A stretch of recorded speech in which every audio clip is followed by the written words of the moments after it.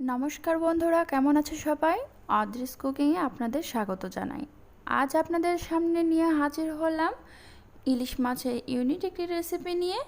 আজ আমি করছি ইলিশ মাছের ঝোল।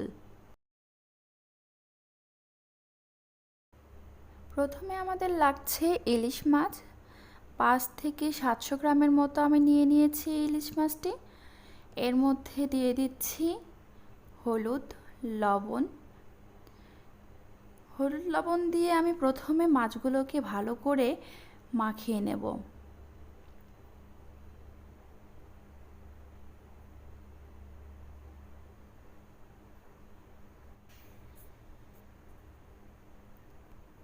মাছগুলো আমার মাখানো হয়ে গেছে। এখন লাগছে ফুলকপি। 1 কাপ পরিমাণ নিয়েছি। 1 থেকে 2 পিস নিয়েছি আলু। টমেটো নিয়েছি 1 পিস, ছোট করে কেটে নিয়েছি। লাগছে সরিষার তেল, আর লাগবে হলুদের গুঁড়া, মরিচের গুঁড়া, পরিমাণ মতো লবণ, কাঁচা লঙ্কা চেরা, আদা বাটা ও জিরা বাটা। এরপর আমি কড়াই বসিয়ে দিয়েছি। কড়াইটা গরম হয়ে গেছে। এর মধ্যে দিয়ে দিচ্ছি সরিষার তেল। মাছগুলো আমি ভেজে নেব। এরপর এক এক করে আমি মাছগুলোকে অল্প করে ভাজতে হবে, যাতে টেস্টটা বজায় থাকে। বেশি ভাজা যাবে না।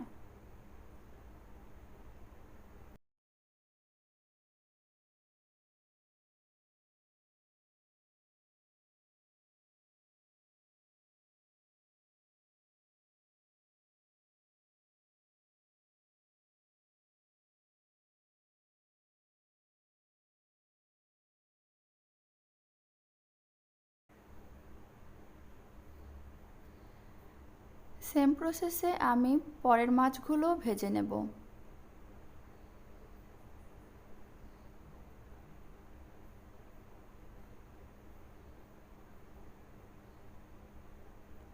আমার মাছগুলো ভাজা হয়ে গেছে। আমি এরপর এক এক করে সব মাছ তুলে নেব।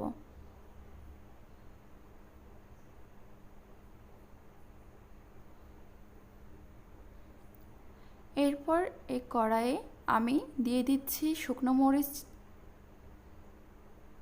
তেজপাতা ও গোটা জিরে দিয়ে ফোড়ন দিয়ে নেড়েচেড়ে একটু ভেজে এর মধ্যে দিয়ে দিচ্ছি কেটে রাখা আলুগুলো।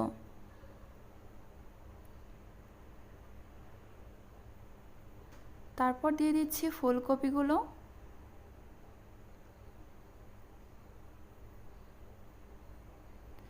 এরপর দেব কাঁচা লঙ্কা চেরা, পরিমাণ মতো লবণ ও পরিমাণ মতো হলুদ দিয়ে আমি কিছুক্ষণ একটু ভেজে নেব।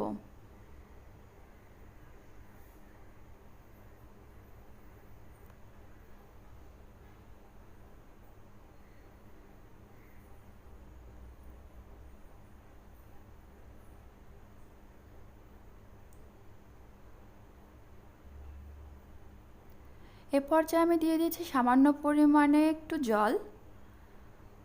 এরপর আমি তা ঢেকে দিচ্ছি একটু সেদ্ধ হওয়ার জন্য। কিছুক্ষণ পরে তুলে দেখি অনেকটাই সেদ্ধ হয়ে গেছে, একটু বাকি আছে। এ পর্যায়ে আমি একটু সর্ষের তেল দিয়ে দিচ্ছি সামান্য পরিমাণে। নিতে হবে যেন সবজিগুলো টমেটোগুলো অক্ষত থাকে, গলে না যায়। দিয়ে নেড়েচেড়ে এটা একটু ভেজে নেব। ভেজে সুন্দর করে এরপর দিয়ে দিচ্ছি জিরা বাটা 1 চামচ, আদা বাটা 1/2 চামচ, শুকনো মরিচের গুঁড়া 1 চামচ বা আমি নিয়েছি 2 চামচ। আপনারা পরিমাণ মতো যে যেরকম ঝাল খান সে অনুযায়ী আপনার মরিচের গুঁড়া দিতে পারেন। দিয়ে একটু নেড়েচেড়ে সামান্য পরিমাণে জল দিয়ে দেব,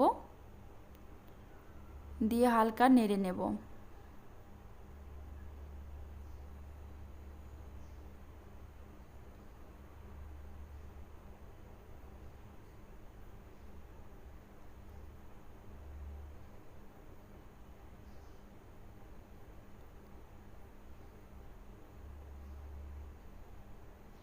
আমি একটু কষিয়ে নিয়েছি।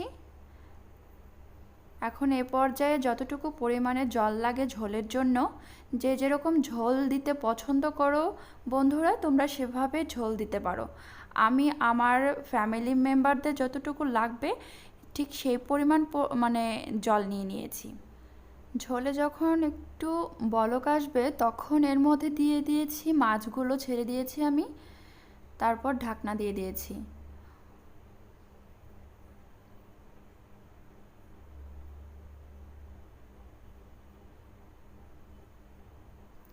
প্রায় হয়ে গেছে আমার এই ঝোলটুকু। আমি এখন চুলা অফ করে নামিয়ে নেব। তো বন্ধুরা, অবশ্যই তোমরা এটি বাড়িতে ট্রাই করে দেখবে। আর হ্যাঁ বন্ধুরা, আমার চ্যানেলে সাবস্ক্রাইব করতে ভুলো না।